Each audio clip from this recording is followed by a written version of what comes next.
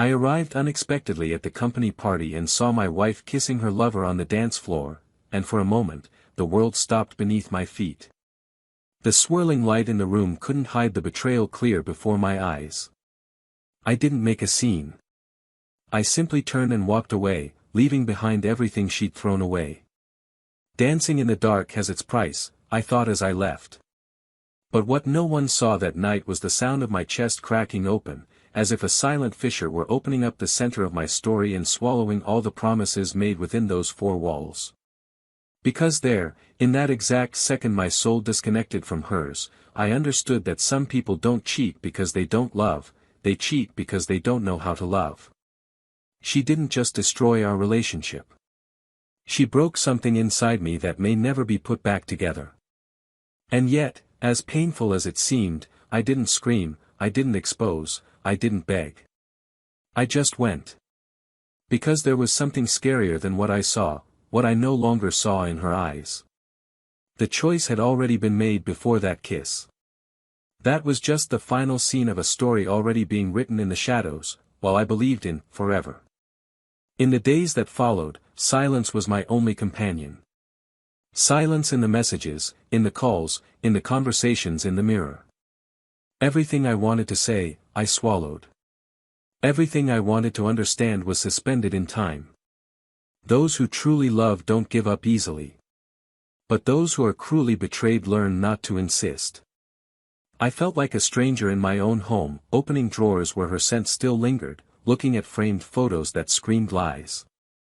I washed the sheets, removed the pictures, but no amount of cleaning in the world could erase the memory of a false touch or the taste of a kiss that wasn't just yours. When she tried to explain, days later, her eyes red and her voice choked, I heard it all. I heard every excuse, every poorly rehearsed regret, every, "it wasn't what it seems," spat out in shame and despair. But the worst wasn't what she said. It was what I no longer felt. I no longer felt the desire to go back. She told me she regretted it, that it was a mistake, a moment, that she was confused. She said she loved me, that she always had, that that kiss meant nothing. But if it meant nothing, why did it hurt so much? Why did it destroy everything? No love survives doubt, and when love needs to be explained, it has already begun to die. I watched her as she cried in our living room, surrounded by furniture we bought together, by memories we patiently built. And for the first time, I didn't feel anger. I felt pity. Because here was someone who had gambled everything on a whim and lost what life had taken years to build. Months passed. A time in which I was reborn, step by step. Because the end of a betrayal isn't forgiveness, it's a new beginning without the betrayer. I met someone else, someone light, who looked at me as if they truly saw me, who smiled with their eyes and walked beside me without trying to pull me back to the past. There were no hasty promises, no empty vows.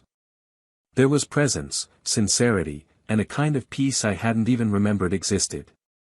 With her, I rediscovered what it's like to be chosen effortlessly, without distrust, without masks.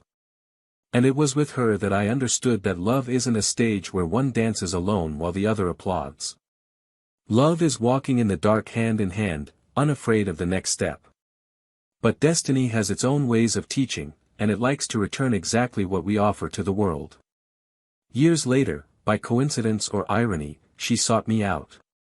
They said she wanted to talk to me, to apologize again, to say that now, yes, she understood what she had lost. I didn't refuse. I went, with no intention of getting back together, but with the serenity of someone who has overcome. She was different. Not physically, her eyes held something new, emptiness. A weariness of the soul, a regret that seemed to reside within her like a constant fever. She sat across from me as if she knew she deserved nothing more than to be listened to, and began to speak. She said that since that day, she had never been the same. That she had tried to move on, tried to love again, tried to forget. But what is lost by choice cannot be recovered with remorse. She told me that her lover had moved on, that he never truly wanted to be with her. That the party ended when the lights came up and she realized she was alone, surrounded by echoes and silence. That the dance floor where she betrayed me had become a cold place, where no step took her anywhere. She cried. She cried like someone who understands too late the value of what they threw away. And I heard it all. And as much as part of me wanted to comfort her, there was no more room. I was no longer hers. And when she asked me if I still loved her, I took a deep breath and calmly replied, I forgave. But not to get back. I forgave to close. She said nothing more. She just nodded, her eyes brimming with tears, and handed me a small box. Inside, among old papers and faded photos, was a picture of us, taken on our wedding day. We were laughing, both young and naive, believing in promises that time wouldn't keep. On the back of the photo, written in her handwriting, was a simple phrase, "You were my forever." For a moment, I felt a lump in my throat. Not because I wanted to go back in time, but because I understood, definitively, that some stories don't end in anger, they end in silence.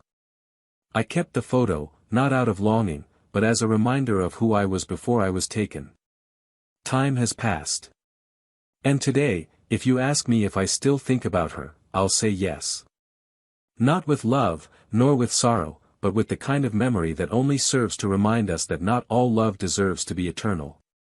Sometimes, the greatest gift time gives us is the oblivion of pain, and the clarity that leaving was the most loving act I could do for myself.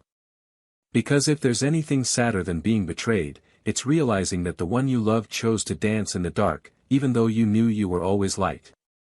But what she doesn't know, is that I didn't just keep that photo. I kept something else. Something that, one day, she'll discover the hard way. And when that happens, it will be too late. And that's when, the real story began. Welcome to the channel.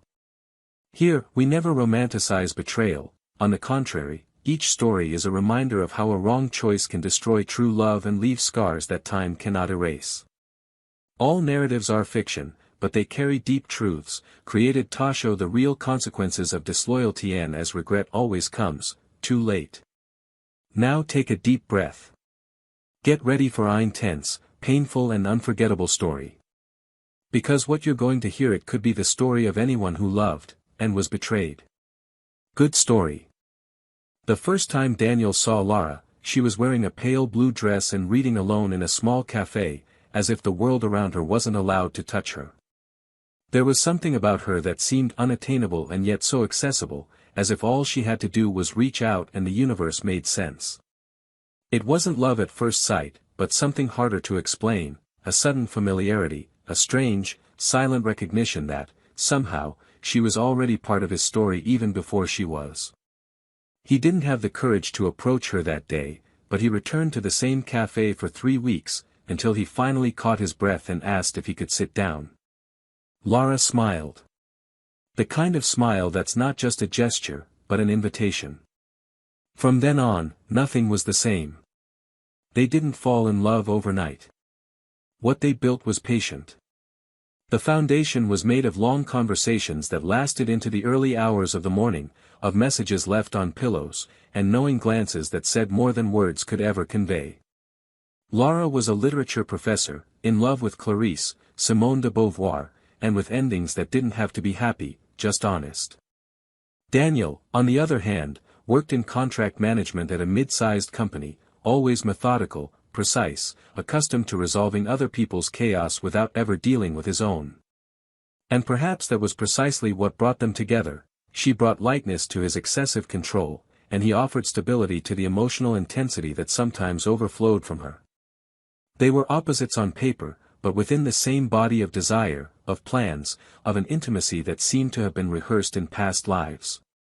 They dated for 2 years before deciding to move in together. There was no rush. Neither believed in rushing when it came to sharing a life. The apartment they chose was in a quiet neighborhood, with large windows and a balcony that caught the afternoon sun all day. It was small, but it felt too big on quiet Sundays and too small on Saturdays when they hosted friends for wine-soaked dinners and discussions about art, politics, and everything else on the table. The house smelled of coffee and good music, of clean clothes drying on the balcony, of a routine built with affection. Daniel took care of the bills, the practical tasks, and the maintenance.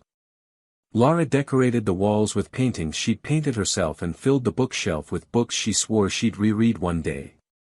They had a dog named Bento and a list of destinations they dreamed of visiting whenever life allowed. They were seen by others as the ideal couple. Not because they were perfect, but because they respected each other's imperfections. There were arguments, of course. Laura was impulsive, emotionally expansive, and sometimes wanted to discuss her feelings before Daniel had time to understand his own. He, on the other hand, was introspective, avoiding confrontation, and shutting himself down when he felt something might hurt him. But at the end of every argument, there was reconciliation. There was no playing games, no pride. Just two people who genuinely wanted to be there, even when it was difficult. They had a habit of writing notes to each other. Simple things like, "Don't forget to smile today," or, "When you arrive, the house breathes." Notes left on the bathroom mirror, on the refrigerator, between the pages of books. During the first 3 years of marriage, their love seemed to withstand everything. Routine, fatigue, and bad days. Family holidays, lazy Sundays watching old movies, trips to the grocery store that ended in laughter in the pasta aisle. Friends said Daniel was one of the last romantics, and perhaps it was true. He listened attentively to Laura, remembered her friends' names, knew her favorite ice cream flavor, and how she liked her coffee, strong, unsweetened, and with that last bit of the bottle that seemed more concentrated. She, in turn, made a point of waiting for him on nights when he left work late, and if she couldn't make it, she'd leave a light on and a lovingly prepared dish. But something began to change. So subtly it seemed just the natural wear and tear of time. Small absences. A curt response here, a lost look there. Laura began going out more often, saying she needed time for herself, that she was trying to reconnect with her own desires, that she missed feeling free. Daniel, though surprised, supported her. He never wanted to hold her back. He'd always believed love wasn't about possession. But deep down, a part of him was starting to worry. Her smile was still beautiful, but it felt distant. The kisses, once intense, now tasted rushed. And the once long conversations began to fit into tight spaces between "good morning" and "good night." One night, while organizing papers in his office, Daniel found an old notebook of Lara's. It was the one where she wrote poems, loose texts, fragments of thoughts. It had always been personal, and he had never touched it. But that night, as if guided by something he himself didn't understand, he opened it to a random page. And there were words that didn't mention names, but spoke of confusion, of desire, of a silent guilt hidden behind flimsy justifications. He wasn't sure what it meant, and he didn't want to fuel paranoia. He closed the notebook and decided to believe. Because when you love, doubt is a poison that slowly kills, but jealousy, that is, a fire that consumes everything. Daniel kept trying. He strove to bring back some lightness, suggested short trips, and tried to revive the small rituals from the beginning of their relationship. Laura smiled, saying everything was fine, but her gaze seemed to reside elsewhere. There were no arguments, no accusations. There was silence. A silence that doesn't scream, but suffocates. And yet, he continued to choose to stay. Out of love, out of faith, out of hope. And perhaps also out of fear. Fear that by facing the truth, everything would fall apart. That year, Daniel's company party was held with a certain pomp. It would be held in an elegant hall, with a live band and exquisite food, all planned to celebrate a cycle of growth for the organization. He, as one of the oldest managers, would have a prominent position. He invited Laura, as he did every year, and she said she might not be able to go because of a prior commitment. He didn't insist. He said he understood. But deep down, he felt a discomfort he couldn't name. On the day of the party, he decided to go alone, without many expectations. But before leaving, he stopped in front of the mirror, straightened his jacket, and applied a different perfume, as if, deep down, he still longed to be seen the way he had before. The room was packed, lights twirling, people laughing loudly, toasts being made. The band played familiar songs, and his colleagues milled about among the floral arrangements and trays of drinks. Daniel tried to distract himself, but something was bothering him. A feeling of displacement, as if he were at a party where his body was present but his soul hovered outside. He grabbed a glass of sparkling wine, leaned against one of the room's columns, and stood there, watching. He saw dancing, hugs, colleagues he admired and others he merely tolerated. And then, in a moment that was yet to be determined, everything changed. But that is not for now. Because before everything breaks down, we need to understand what was built. And it is in this construction, made of gestures, choices and small silences, that the truth of what was about to happen resides. Daniel spent the entire week pretending not to notice Lara's distance. It was as if her every gesture carried a calculated absence, as if her presence was still physically there, but her soul had migrated to a place he was no longer allowed access to. Sometimes she would laugh in the middle of a text message, and when he asked why, she would change the subject.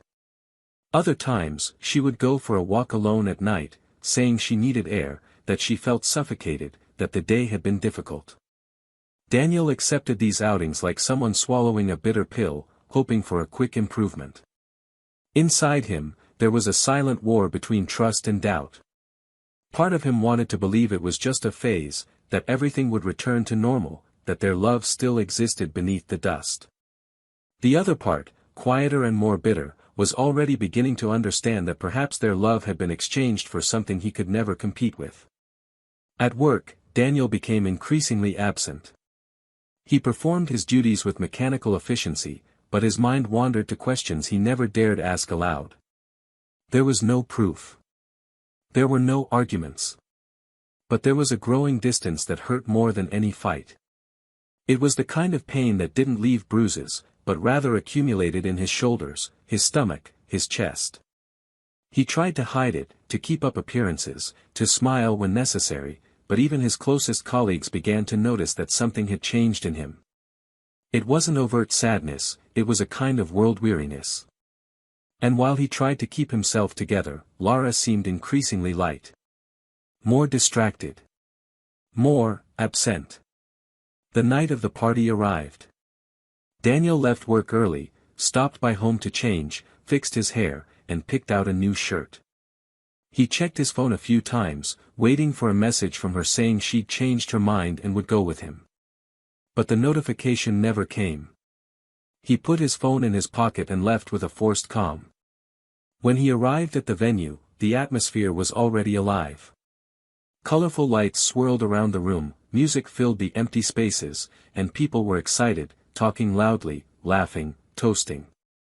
It was a celebration, and he was there as part of what had been building throughout the year.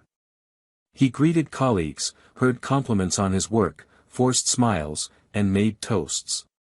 But amidst all that joy, something inside him remained silent. There was a kind of foreboding lingering in the air, as if his eyes were constantly searching for something, or someone, even without wanting to admit it. It was in the middle of the second slow song that everything happened. The band played an acoustic version of a romantic song, the lights dimmed, and couples began to approach the dance floor. Daniel stood by the bar, watching. And then, like in a poorly edited film, he saw Lara crossing the room. She didn't see him. Or maybe she didn't want to see. She wore a dark dress, light makeup, and her hair down. She looked stunning. But she wasn't alone. Beside her, a man smiled. A familiar face from the corporate world, someone Daniel had exchanged brief words with in previous meetings. They walked together, talking quietly, intimately. And before Daniel could comprehend what he was seeing, she pulled him by the hand to the center of the dance floor. What followed was a scene that would forever be etched in his memory, the kiss. Long, intense, blatantly public. A kiss that left no room for doubt. At that moment, the world stopped. Not literally, of course, but inside him, everything went silent. The noise of the music dissolved, the voices around him faded, the lights blurred. It was as if time froze just so he could look directly at what he never imagined he would see. The love of his life in the arms of another man. There was no scream. There was no scandal. There was only a heart in ruins and the brutal certainty that everything had changed forever. Daniel took a step back, then another. He turned. And left. The street was cold. The night air felt heavy on his shoulders.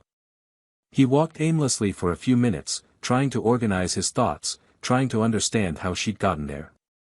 Trying to remember the exact moment she'd stopped loving him. But there wasn't a moment. There was only now. He sat on a nearby park bench, the muffled sounds of the party still echoing in the distance. He picked up his phone and checked the screen. No message. No explanation. Nothing. As if this betrayal was already natural, as if he were the only one who hadn't yet known. In the following weeks, Daniel sank into a kind of solitude he had never experienced before. It wasn't physical silence, but the kind of absence that sets in when even memories become painful. The house felt like a replica of its former self. The paintings, the books, the old notes were still there, but they carried a distorted meaning. Bento, the puppy, felt the tension. He would stop at the bedroom door, sniff the air, and slowly return to the corner. Daniel left the lights off even during the day. He stopped listening to music, avoided his friends. The phone rang, and he didn't answer. Because how do you explain a pain you don't even understand? Lara didn't come home for the first few days.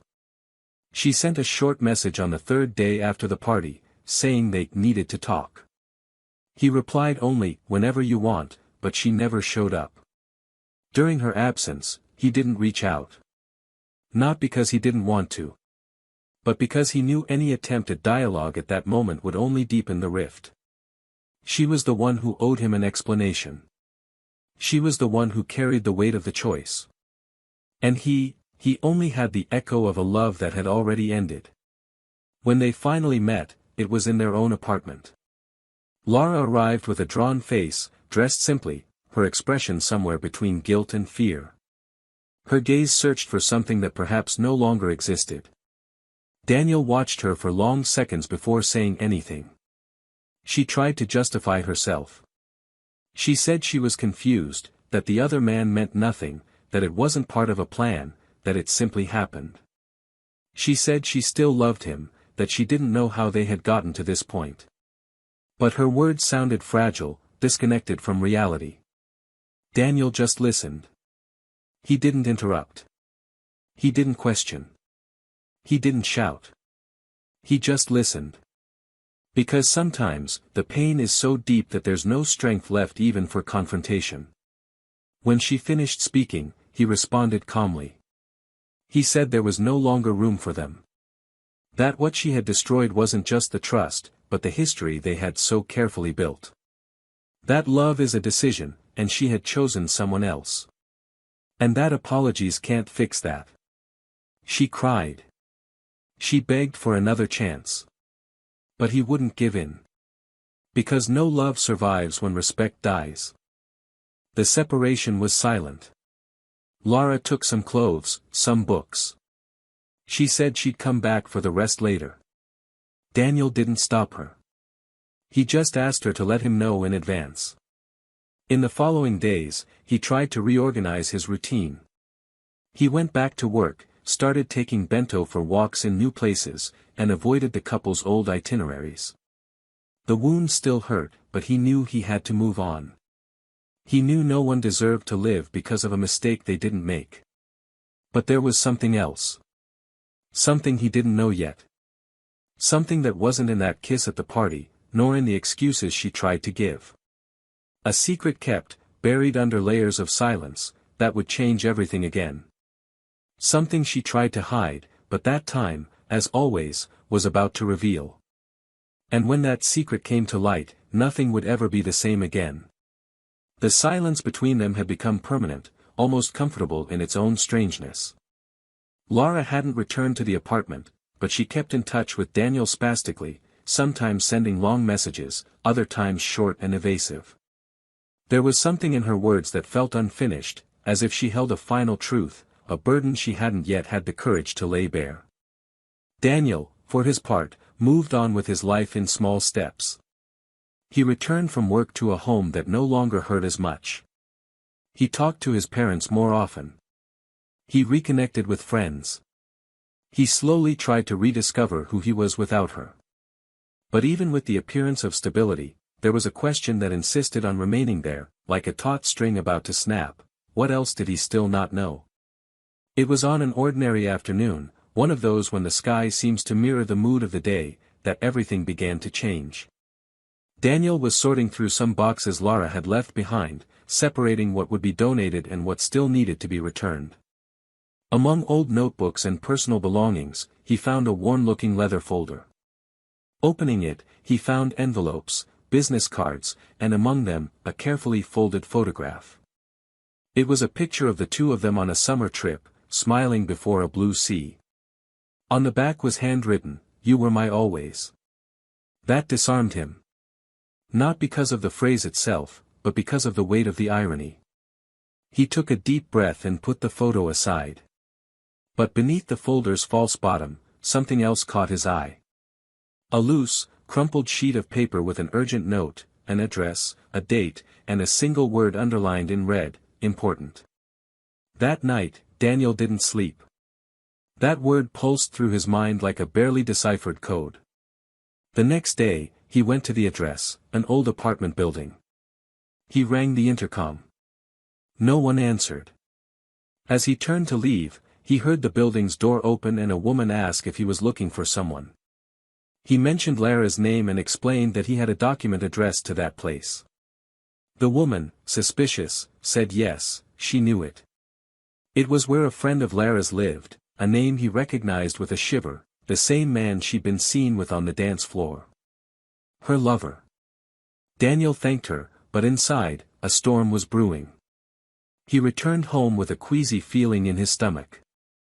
There was something he still didn't know, and he was about to find out. 3 days later, Lara showed up at his door, unannounced. She looked tired, as if time had finally taken its toll on what she'd been avoiding. Daniel opened the door silently, and she entered, her eyes carrying more weight than her words. They sat at the kitchen table, facing each other, like two shipwreck survivors about to share what was left of their boat. She took a deep breath, tried to smile, but the smile died halfway through. She said she needed to tell him something. Something she'd kept bottled up for a long time, believing time would erase it, but now, finally, needed to be said. Daniel simply nodded. She began by saying that, before the betrayal took place, something was already happening. That the man she'd been seen with, her lover, hadn't just appeared out of nowhere. That he was part of a mutual circle of friends, and that during a period when she and Daniel were a little distant, they'd started talking more frequently. He listened to her, said the right things, showed a kind of attention she, at that moment, missed. Daniel kept his eyes fixed on her, steady, but his hands trembling under the table. She continued. She said she hadn't planned anything, that she wasn't looking for an adventure, but that, in a moment of weakness, she'd finally given in. And that when she realized what she'd done, it was already too late. But what she needed to say now was something else. She said that weeks before the party, she had broken up with her lover. She had discovered he was in other relationships on the side, that he was a manipulative man who used other people's weaknesses to fuel his control. Lara said she had confronted the man and decided to leave, but he insisted, threatening to expose everything, including photos and messages. And that, out of fear, she gave in once again. She said that her appearance at the party wasn't her choice, but rather a game he'd set up, a last-ditch attempt to destabilize her. Daniel listened to everything without interrupting. Until she said that, after the public exposure, her lover began blackmailing her. He demanded meetings, not for love, but for power. And that, not knowing where to turn, she gave in again, ashamed, afraid of being judged. She said the relationship became a torment, that she felt used, destroyed, trapped in a cycle she couldn't escape. Daniel remained silent. But the next revelation was the final blow. She said that, at the height of desperation, she went to his house to try to end everything, and there, she found a box. Inside were several copies of her personal documents, as well as Daniel's. Copies of company contracts, passwords, intimate photos, recordings of conversations. Lara discovered that the man wasn't with her by chance. That it had all been premeditated. That he was involved in a blackmail scheme with other women at the company, always aiming for future gain. But that with her, everything got out of control. And that out of shame, she never told anyone. That she kept the secret to herself, hoping that time would erase everything. Daniel got up from the table and went to the window. He looked out at the street as if searching for a place to let go of his pain. He simply said that if she had told him sooner, perhaps everything would have been different. That he could have helped, protected, understood. But now there was a distance no explanation could bridge. Lara wept. She said she knew that. And that she wasn't there to ask for forgiveness, because forgiveness, she knew, was impossible. She was there simply to tell the truth, because she could no longer bear the weight of silence. He didn't answer right away. He stood there, motionless, his eyes fixed on a point even he couldn't see. Finally, he said that the worst part wasn't the betrayal, nor the pain, nor the exposure. The worst part was discovering that, all that time, he'd loved someone who no longer existed. That he'd been alone in a phantom love. Lara tried to take his hand, but he pulled away. He said he needed to be alone. She respected that. She stood up, grabbed her bag, and before leaving, looked at him with an expression of someone who knew she'd never be looked at the same way again. In that moment, Daniel understood he had lost something much greater than a marriage. He had lost his hope, his confidence, the foundation of his own story. But at the same time, something inside him was freeing itself. Because now, finally, he knew everything. And even with his heart in tatters, the clarity brought a strange sense of peace. But fate, silent and precise, still had one more piece to move on the board. And that piece would, once again, change the course of everyone's lives. Daniel spent that night awake, without turning on the lights, just sitting on the couch, his eyes fixed on the darkness of the room that seemed to finally match what remained inside him. It was as if, upon hearing all of this, every piece of his story had been ripped out and returned out of order. Betrayal was no longer the center of his pain. It was the fantasy of having been made a puppet in a dirty game, unknowingly. The love he once felt for Lara now seemed like a distant memory, not for lack of feeling, but because everything that sustained that love had crumbled under the weight of the secret. He tried to understand what hurt more, the long lie or the belated truth. But perhaps it was the sum of both. He felt as if he had been excluded from his own story, as if the decisions that changed his life had been made away from him, as if his trust had been treated as an irrelevant detail by those who supposedly knew him best. In the following days, Daniel decided to distance himself from anything that could serve as an anchor to the past. He requested a vacation from work, disconnected from messaging groups, avoided calls. He packed his bag without a fixed itinerary and left the city with Bento in the back seat of the car. He needed silence, but a different kind. Not the heavy silence of his living room, but the silence of the roads, of the open fields, of the sound of wheels on the asphalt like a trail to a new beginning. He didn't want to run from the pain. He wanted to go through it, but with dignity. He stopped in small towns, stayed in simple inns, spent his days walking down streets that had no memory, talking to strangers who didn't expect explanations. For the first time, he felt he could be just himself, without having to explain himself, without having to sustain the image of a betrayed man or a devastated husband. Just him, trying to breathe with some ease again. It was in one of these cities, on a lazy, clear afternoon, that he met Helena. Their encounter wasn't cinematic.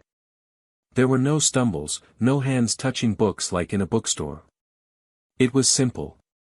A coffee, a light conversation about the hike he planned to take the next day, and an unpretentious exchange of smiles. Helena was unlike anything he'd ever met. Not because she was better or more interesting, but because she expected nothing from him. She had no expectations, no projections. She listened. And there was something about her that seemed to understand his silences, not in a rush to fill them, but with a calm presence that made them bearable. They talked for hours, laughed, exchanged small confidences, and when night fell, they parted with a hug.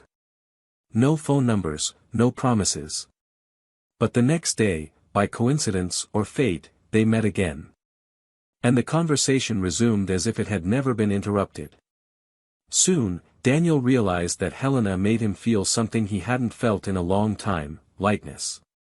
Not the kind of overwhelming passion that consumes everything around him, but a serene connection, where he didn't need to be on guard, didn't need to defend himself. She didn't treat him like a victim, nor like a broken man. She treated him as a whole person, even though he was still picking up the pieces. Helena didn't ask too many questions, and that was what won him over the most. She respected his space and was content with what he was able to offer at the moment. With her, silence was comfortable. Simple walks, aimless hikes, long coffees became refuge. For the first time in a long time, he found himself smiling without guilt. On the other side, Lara was plunged into the opposite. The void left by Daniel was irreparable. Attempts to move on felt forced. Friends distanced themselves. Family, though understanding, didn't hide their disappointment. And the lover who once promised intense emotions disappeared like a shadow when confronted. Her days became cruelly silent. The apartment that once seemed like a space of freedom now swallowed her in deafening silence. With every object she saw, she was reminded of something she'd lost. She tried to write, tried to leave, tried to rediscover some version of herself, but everything seemed to slip through her fingers. It was in this process of grief that she decided to seek out Daniel's parents. Not to justify, but to apologize. She wanted to at least clean up the image she'd left. But she found closed doors, literally and symbolically. His father firmly told her that sometimes regret comes too late. And that she had killed not only the love, but the admiration everyone had for her. Daniel's trip lasted longer than planned. He felt he needed to give himself time. Helena became a natural part of his days. And although he still felt the echo of the past, for the first time he thought he might be able to love again. Not in the same way, but in a more conscious, more genuine way. They grew closer without pressure, without needing to label. It was as if they both knew that haste never built anything solid. On a drizzly afternoon, sitting on the inn's porch, Daniel spoke about Lara for the first time. Not with resentment, but with the maturity of someone who had already been through the worst. Helena listened attentively, not with pity, but with empathy. And when he finished, she simply said that everyone makes mistakes, but some make mistakes in ways that allow for no return. And that it wasn't his obligation to carry a mistake that wasn't his. Daniel returned home weeks later. When he opened the apartment door, he felt something had changed. Perhaps he himself. The place no longer held the same weight. It was no longer the tomb of a failed love, but the starting point of a new phase. He threw out what he no longer needed, redesigned the spaces, and rearranged the furniture. He removed the paintings from the wall and left the walls bare for a while, as if waiting for a new story before hanging memories. Books containing notes from Lara were stacked and stored in a box. Not as a sign of contempt, but as closure. It was time to let go. The pain didn't disappear, but it made room for other things. One day, while organizing his phone, he found a photo Lara had sent him a while back. On impulse, he wrote a message. Short, simple. I hope you're at peace. He didn't expect a reply. And none came. But he felt the need to close this cycle once and for all. The photo was deleted. The number, too. Because moving on, sometimes, is an act of self-love more powerful than any revenge. A few months later, Daniel met Helena again, now in his hometown. She had come to visit a friend and decided to send a message. they arranged to meet for coffee. The reunion was natural, as if the time between them had been merely a pause. They talked for hours, as always. And in the end, he walked her to her car. Before she got in, he said he wanted to see her again. Helena smiled and replied that she wanted to too.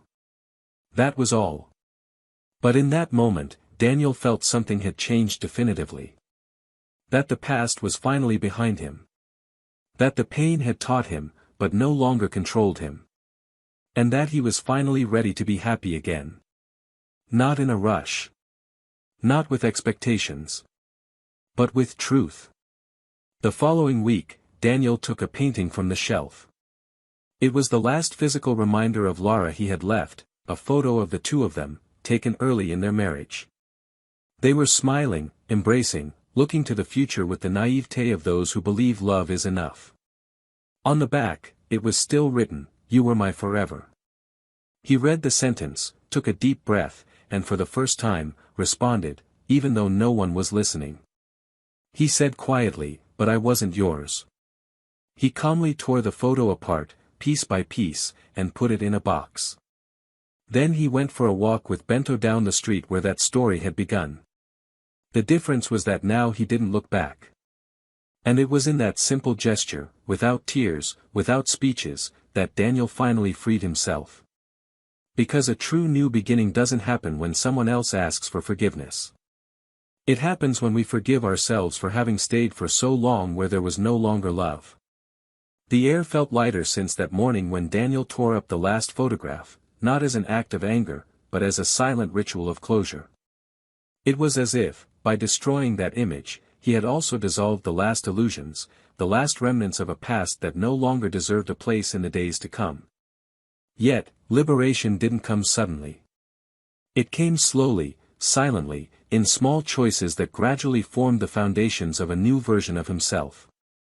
And it was in this new era that he began to rethink the definitions of love, loyalty, and, above all, dignity. He no longer wanted to build relationships based on empty promises or fears disguised as passion. He wanted to be with someone who knew the difference between love and dependence, someone who would remain even when the routine became silent, even when love required patience and presence, not just words. The reunion with Helena ignited a spark that needed no rush to become a fire. She represented the antithesis of everything that had hurt him: honesty without demands, affection without manipulation, freedom without distance. Each conversation was a calm dive into deep waters, where neither of them had to constantly prove themselves. They were building something new, something they couldn't yet name, but which already sustained them in peace. Daniel felt lighter with her, as if he could breathe easier, as if he no longer needed to measure every gesture for fear of provoking insecurity. With Helena, silences were welcomed, not feared. There were no ghosts lurking between the lines, no wounds being carelessly poked. There were just two adults trying to make it work without mutilating themselves in the process. Meanwhile, Lara reappeared unexpectedly. It wasn't with a dramatic phone call or a long message. It was simple. A chance encounter at the market, casual enough to seem coincidental, uncomfortable enough to prove that certain stories, even when buried, leave exposed roots. She looked haggard, thinner, her eyes less lively. She wore a baggy sweatshirt and her hair tied back sloppily. They exchanged a brief, polite greeting, but laden with invisible layers. She held his gaze for a few seconds longer, as if still searching for remnants of what had been, but Daniel looked away naturally. Not out of coldness, but out of respect for the present. He continued on his way and didn't look back. But something about that encounter awakened in Lara a restlessness she could no longer ignore. The following week, she reached out to him again, this time by text. She said she didn't want to get back together, that she didn't expect reconciliation, but she needed to talk. He used careful words, like stepping on a piece of ground he knows he'd helped break. Daniel hesitated for hours before responding, but agreed. Perhaps because, deep down, he felt there was still something to be said, not to change the past, but to cement the end. They met at a discreet cafe, far from everything that connected them to their old life together. She arrived punctually, dressed simply, but with a firmer posture. They looked at each other as if recognizing each other's pain, but also as if knowing that the only bridge between them was one of respect. Lara began by thanking him. She said she knew nothing she said would change the facts, but she needed to lift the weight of her omission. She confessed that, in recent months, she had been dealing with a loneliness that wasn't just a lack of company, but a lack of herself. She said she lost friends, lost her own reflection in the mirror, and, most painfully, lost the daughter of a close cousin with whom she had always had a bond, because even children, one day, stop admiring those who pretend. She explained that she had tried several times to write a letter to Daniel, but could never find words clear enough to convey a regret that no longer served any purpose. She said she didn't want consolation or absolution. She just wanted him to know that she truly understood. Not what she lost, but what she destroyed. Daniel listened in silence, his arms crossed on the table. There was no anger in his posture, no contempt. Only a firmness he himself had been unaware of until recently. When she finished, he took a deep breath before saying he understood her regret, but that it didn't change the essence. That the pain had transformed him, and that today he was someone who could no longer fit into the past. He said the love between them had existed, and that he would honor it within himself as a memory that had taught him much. But, contrary to what she might have expected, he didn't miss her. He missed who she was, above all. Who he believed she was. And that this woman, sadly, no longer existed. Lara lowered her eyes, swallowed the bitter answer, and after a few seconds, thanked her once more. For listening. For the respect. For the truth. They parted with a handshake that held no rancor, only closure. After that day, Daniel returned home with the feeling that something had finally aligned within him. It wasn't complete happiness, nor was it catharsis. It was a kind of peace that arises when one no longer needs to carry questions. He realized that part of his healing process also involved giving others the space to tell the truth. Not for himself, but for her. And that, by allowing Lara to speak, he could hear himself more clearly. It was through this internal process that Daniel began to write. Short texts, memories, fragments. Not to publish, but to organize his own mind. Little by little, the pages that once seemed dry began to fill with feelings that didn't demand answers, only acknowledgement. Helena, always present, encouraged him, but without intruding. She was his silent ally, his gentle witness. One day, Helena invited him to meet her parents for a simple dinner at the family's country house. It was the kind of symbolic gesture that carries more than it seems. Daniel hesitated, but accepted. And he was received with lightness, with welcome, with natural questions about the present, without intrusions about the past. It was the first time he had found himself in front of a family that didn't know him through pain, but welcomed him as a whole person. He felt a sense of belonging, not through effort, but through reciprocity. It was there that he realized that a new beginning doesn't happen when everything is resolved, but when you find someone willing to walk with you, even when parts of you are still being rebuilt. In the following weeks, Helena began to visit his home more often. Not as someone intruding, but as someone who belonged. She brought plants to the balcony, cooked without asking for permission, and rearranged books fearlessly. She was a presence that didn't demand space, but earned it. Daniel felt he had finally learned the difference between loving and losing himself in another. With her, he could maintain his individuality, his silence, his story, without giving up on building something new. And although there were still nights when the past surfaced like a whisper, it no longer had the strength to dominate the present. But time, always with its cruel precision, still had one last visit planned. A mutual friend, whom he hadn't seen in a long time, contacted him to tell him that Lara had moved away. He said she was starting a new life in another city, with a new job, far from everything that reminded her of her old life. He also said that, before leaving, she left something for him. An envelope with some notes, and inside it, a small notebook with loose sentences, reflections she had written over the past few months. It took Daniel days to decide to open it. When he did, he found something he hadn't expected: gratitude. On every page, Laura didn't ask for forgiveness. She simply thanked him for being who he was. For loving without measure. For believing as far as possible. She said that, despite everything, he taught her what it meant to be truly loved. And that, even if she threw it away, she would never forget. He closed the notebook gently, without pain, without longing, only with the certainty that finally everything had been said. For the first time in a long time, Daniel no longer felt unfinished business. Life, with all its losses and encounters, was finally in order. And the future was ready to be lived with the lightness that only those who have fallen to rock bottom can understand. Now there was only one last choice. One last decision. A silent answer to the dilemma that always lurked: would he be able to give his heart again, knowing what he knew, having lived what he had? And perhaps that answer was closer than he imagined. Daniel stared at the notebook for long minutes after closing it, as if the words still echoed within a place he thought had already fallen completely silent. Lara's words didn't provoke pain, nor did they bring regret. They provoked something deeper and more curious, a kind of serene melancholy, like when you observe an old house for the last time before leaving it. What once consumed him now merely passed through him. Her words no longer had the power to reopen wounds because, finally, he had understood that he wasn't responsible for healing what she herself had destroyed.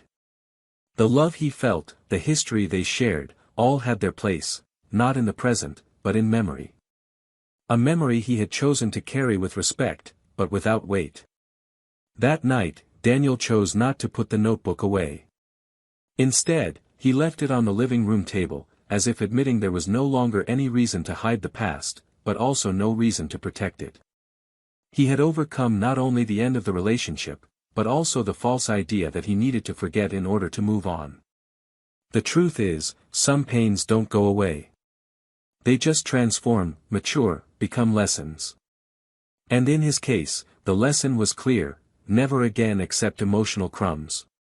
Never again give yourself completely to someone who only gives the most convenient part of themselves. He had learned, the cruelest way, that fidelity isn't about not cheating physically, it's about not allowing the other person to carry the weight of the relationship alone. Helena was present during this closure process, but at no point did she try to interfere. She knew when Daniel's silence was necessary, and so her presence never suffocated him. Quite the opposite. She helped him breathe. With her, he could be vulnerable without fear of weakness. And that made all the difference. One weekend, they decided to travel together for the first time since their relationship began to deepen. Helena suggested a place surrounded by nature, far from any previous memories. A cabin surrounded by trees, with a balcony overlooking a lake. There, the two allowed themselves to live a reality without ghosts. They laughed at simple things, cooked together, shared silences, lingering hugs, and talked about the future, without fear of uttering that word. During one of these conversations, sitting in front of the fireplace, with the sound of the wind outside filling the gaps between sentences, Helena asked if Daniel still believed in love the way he had before. The question came lightly, without pressure, but loaded with meaning. He took a moment to answer. Not because he didn't know, but because he wanted to give the words the right weight. He said he no longer believed in idealized love, the kind that ignores flaws and expects perfection. But he believed, more than ever, in real love, the kind that requires effort, patience, presence, and honesty. He said that, with her, he was learning that love is a daily choice, not just a shiver. Helena simply smiled, and with a calm look, replied that real love is the kind that survives the most fragile versions of the person you love. And it was in that moment, without dramatic statements, that they both knew something was true. They returned from the trip more connected. The routine continued, but there was something new in the air, a feeling of commitment without constraints, a sense of being with someone completely, not just for convenience. Daniel began to include Helena in the little things. An invitation to a friend's birthday dinner, a walk with Bento in the late afternoons, a space on the bookshelf for her books. And she, in turn, did the same. They didn't demand constant presence, but they valued the constancy of presence. It was the kind of relationship built not with promises, but with care. A few weeks later, Daniel received an unexpected call. It was Lara's sister. Her voice was calm, but there was a hidden urgency in her words. She said Lara was moving for good, this time to another country. She had secured a place at a foreign university, something she'd always dreamed of but never had the courage to pursue. She would be leaving the city in a few days. I just wanted to let you know, not as a symbolic farewell gesture, but as a form of closure. Daniel thanked her for the call and, for a moment, considered doing nothing. But that same night, walking with Bento through the familiar streets, he felt something inside him urging him to end the story with maturity, not with silence. The next day, he passed by the old house where they had lived together. He didn't go in. He just looked at it from afar, like someone observing a book they've already read and decided not to read again. Then he walked to the station, not with the intention of watching her leave, but to reassure himself that he no longer needed to be where he was no longer needed. Halfway there, he decided to send a single message: I hope you find what you were looking for. Take care of yourself. He didn't wait for a reply. He simply put his phone in his pocket and kept walking. It was symbolic. But sometimes, symbolic gestures are the most liberating. That same night, Helena arrived with a box of wine and 2 glasses. They sat on the porch, as they often did on Friday nights. They talked about work, laughed over old stories, and at one point, she asked how he was really doing. Daniel thought for a moment and responded with something that rang truer than anything he had said before. He said that, for the first time in a long time, he no longer felt like he was in pieces. That he no longer carried guilt, hatred, or dashed hope. He said he was whole. And that this was new. Helena took his hand and held it firmly. She said nothing. She didn't need to. They both knew there was something there that isn't easily found: reciprocity. Time passed. Daniel changed positions at work, began to dedicate more time to himself, and took courses he'd been putting off for years. Helena began teaching at a local art school. Their routines naturally intertwined. There were no grandiose plans, but there was intention in every gesture. One day, she took him to see a piece of land on the outskirts of town. She told him she dreamed of building a small studio there, and perhaps a house. He listened attentively and, in the end, simply said, "Let's think about it together." That was it.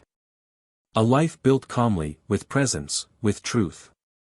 That same week, an old friend of Lara's sent Daniel a letter she had left with instructions to deliver it if he wished. He, on impulse, decided to open it. The letter was simple. It said that, somewhere in her pain, she understood that loving someone isn't enough if you don't have the courage to care for that love. She said she would never love anyone again as she loved Daniel, and that this was her greatest blessing and also her greatest condemnation. She said she saw him, even from afar, starting over, and that she rooted for him, even knowing he had lost his right to be a part of it. He read it all respectfully, put the letter in a drawer, and didn't mention it to anyone. Not because it was a secret, but because there was no longer room for that chapter in the story he was now writing with his own hands. The days continued to pass, but now, each new dawn was less about recovering and more about living. Helena and Daniel had no need to prove anything to anyone. They loved each other with the simplicity of those who choose, every day, to stay. And in this permanence, they discovered that true love doesn't need to be dramatic to be profound. It just needs to be real. And soon, the time would come to take a step he never thought he'd have the courage to take again. But what he didn't know yet was that fate had one last scene in store. Not to test what had been built, but to prove that life, even after departures and scars, is still capable of offering new beginnings that make the heart tremble without fear. Helena and Daniel's wedding took place on a warm spring afternoon, with a clear sky and a light breeze touching the leaves of the surrounding trees. It wasn't a grand ceremony, but every detail carried meaning. The choice of location was symbolic, the same land where, months before, Helena had talked about building a studio and a house. Now, here they were, not only celebrating their union, but also consecrating the space where they decided to start over, together, from scratch. There were no luxuries, no empty promises, just the presence of the few who truly mattered, bearing witness to a love born from the rubble of old pain, but as strong as ever. Daniel, with a restrained smile, watched Helena as she walked toward him. Her gaze said more than any vow, here was a woman who never made him doubt, who chose to stay from the first step, who cared for his silences as if they were part of the dialogue. And he, in turn, gave himself completely, not as a wounded man, but as someone who had finally learned that to love is to be there, to support, to remain even when everything becomes difficult. During the simple reception, the conversations were light, the laughter sincere. No memories of the past were brought up, neither direct nor veiled. Everything there was about the present and what would come next. Bento ran freely among the guests, as if he too understood that this moment was the beginning of something secure. Later, when everyone had left, the two sat on the porch, barefoot and facing the sunset. Daniel held Helena's hand firmly and said that, for the first time in his life, he wasn't afraid of tomorrow. Helena simply looked at him tenderly and replied that, together, they no longer needed to protect themselves from the future, they could build it. And in that moment, silently, Daniel knew he would never again set foot on shaky ground. Because love, he had learned, isn't what makes you restless, it's what finally gives you peace. Meanwhile, elsewhere, far enough away to avoid crossing paths, Lara followed a completely different path. The move to another country, made amidst so much emotional wreckage, wasn't an immediate rebirth. For months, she lived with the weight of her own conscience as her only faithful companion. There were no more attempts to justify herself, no desire to talk about what happened. The woman who once relied on elaborate speeches now learned to live with the silence that comes after definitive losses. The new city didn't know her, which gave her the opportunity to be, at least, a less wounded version of herself. She began teaching at a mid-sized university, and in her spare time, she wrote short chronicles in old notebooks she never showed to anyone. In one of them, she described the kiss that destroyed everything. She didn't romanticize it, she didn't blame anyone, she simply wrote with the coldness of someone who understood that the greatest betrayal isn't against another, but against herself. And it was in this bitter lucidity that she found a kind of stability. She lived alone, without expectations, without many ties. Sometimes she dreamed of her old house, of Sundays filled with the scent of coffee, of Daniel's eyes resting on her as if nothing else in the world mattered. And she always woke with an emptiness in her chest that wasn't longing, it was the knowledge of what would never return. She never tried to look for him again. She didn't even reply to the last message she received from him. She preferred to keep that gesture as the only remaining shred of dignity, a wish for peace from someone who, even wounded, knew how to forgive. But she didn't forget. And that was her punishment, remembering, every day, what she lost for a moment that wasn't even real. The lover, in turn, met a less reflective fate. His involvement in other cases of manipulation and blackmail was finally discovered by one of the victims, who decided to bring him to justice. The investigation uncovered archived conversations, photos, recordings, and names that had previously been hidden. Although Lara never reported the matter, her name appeared among the documents. Not as an accomplice, but as another piece used in his puzzle. The scandal didn't reach public proportions, but behind the scenes at some companies, the story spread like a warning. He lost prestige, lost his place, and became shunned by those who once revered him. He tried to rebuild his image in other circles, but the trail of destruction he left was too great to ignore.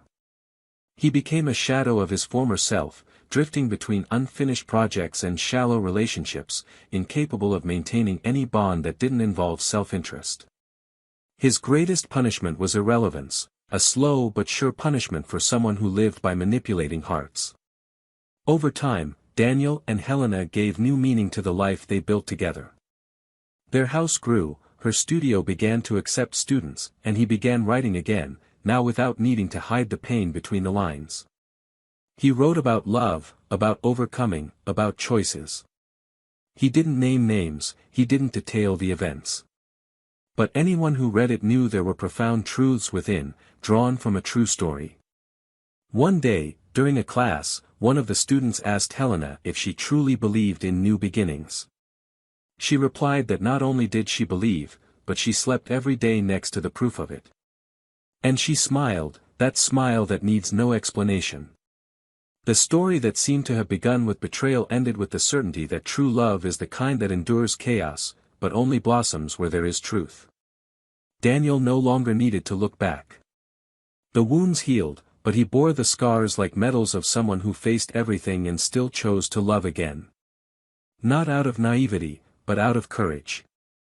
And Lara, even from a distance, knew that her greatest lesson was losing someone who, even after being hurt, was able to wish her peace. And now, I want to hear from you. What did you think of this story? Comment below. Have you ever experienced or witnessed a similar situation?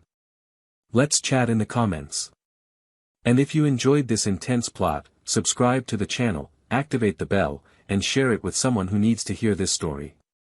Every week we have new stories that reveal what real life often hides. This story makes a clear point: betrayal doesn't just destroy relationships.